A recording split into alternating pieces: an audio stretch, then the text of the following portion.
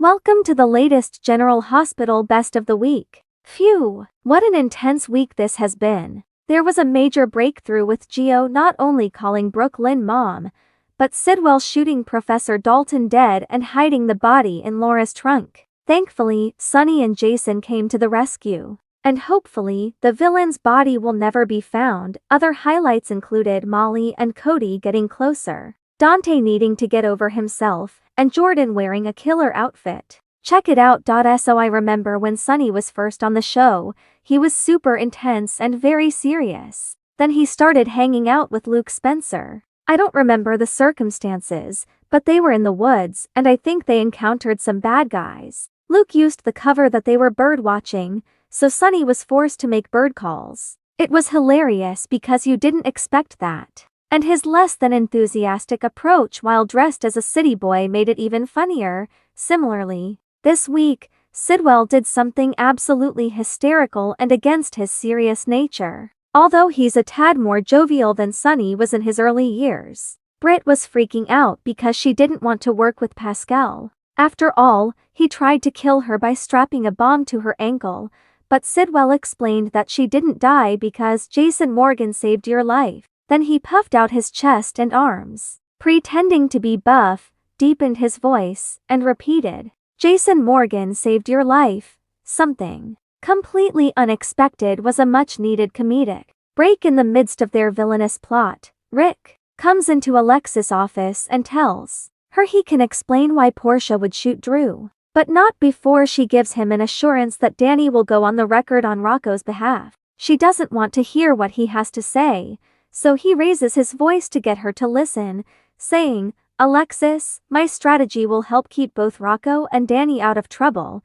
She retorts, "All on your word." He gets irritated and responds, "Alexis, I've changed, okay? I've had a come to Jesus moment. I have reflected upon myself and I have evolved, right? And somewhere pigs are filing a flight plan." Jordan goes to Laura's office and is wearing this dark pinstriped suit that somehow looks both businesslike and a little dangerous, the kind of thing you put on when you know you're walking into a room full of problems. The jacket's fitted enough to move with her, not fight her, and the pants have that subtle flare that swishes when she turns, like she's halfway between a warning and a dismissal. She's got a simple black top under it, low enough to be confident without feeling styled.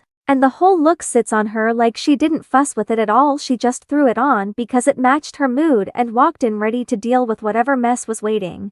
Unlike Days of Our Lives, which has constant pop culture references, GH keeps them to a minimum. This week was one I didn't know anything about. In doing research for her new novel, Molly was picking Cody's brain about country music. A song came on the jukebox at the bar they were at, and he asked her to dance. It was a sweet scene, and it's nice to see these two coming together slowly. The song was called Hurricane, and was performed by someone named Nels Leafblad. I'm not a country fan, and I don't listen to much music that came after 1990, but this one fit the scene well. Dalton got the brunt of things this week. Laura slapped him, Emma threw a drink in his face, and ultimately, Sidwell shot him dead. And the shot of Sidwell with the smoking gun was great. GH has often pushed the boundaries of violence on daytime television, and you used to be guaranteed a good fight scene or shootout at least once a month. Lately, they're few and far between. When Sunny shot Jagger, that was satisfying. It was a moment that had been building for quite some time, and Agent Cates proved he deserved the fate that he got. But Dalton's demise was different and extremely unsatisfying. See the next section for my thoughts on that.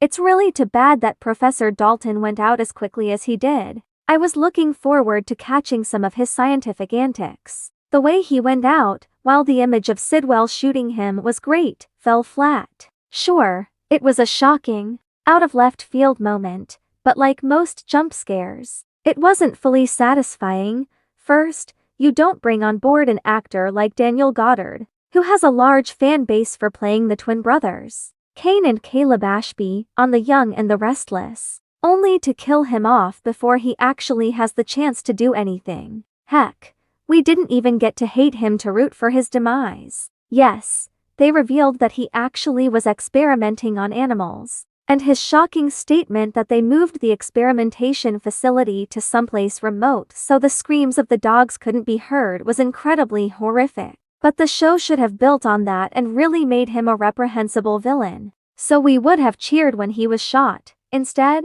we got a lackluster death that, while shocking, didn't do the actor justice. GH needs to revisit how it's traditionally portrayed its villains. Sidwell is the kind of bad guy that you love to hate. He's funny and even delightful at times, yet he's ruthless and lethal to the core. Whereas Drew is just a jerk who enjoys making people miserable. That's no fun. And now Dalton's dead, and who cares? He didn't really do anything. We were only told that he was a bad dude, and only got confirmation of that shortly before he was killed. It's a shame that the show missed a good opportunity to truly have a cadre of villains that could have been deadly and feared.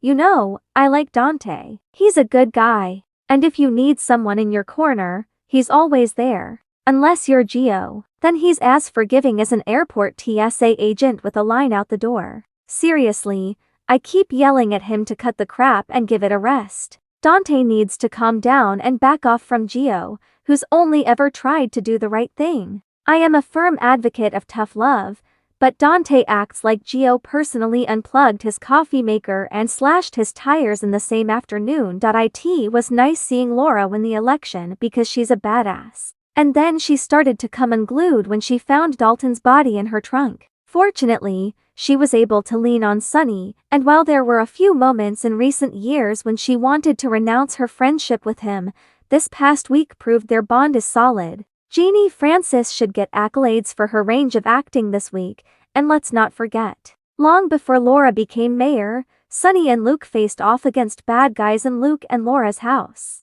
And it was Laura who came to the rescue and dispatched the last villain with a shotgun. She may have been caught off guard by dead Dalton, but she's going to prevail, and I look forward to seeing how it all unfolds.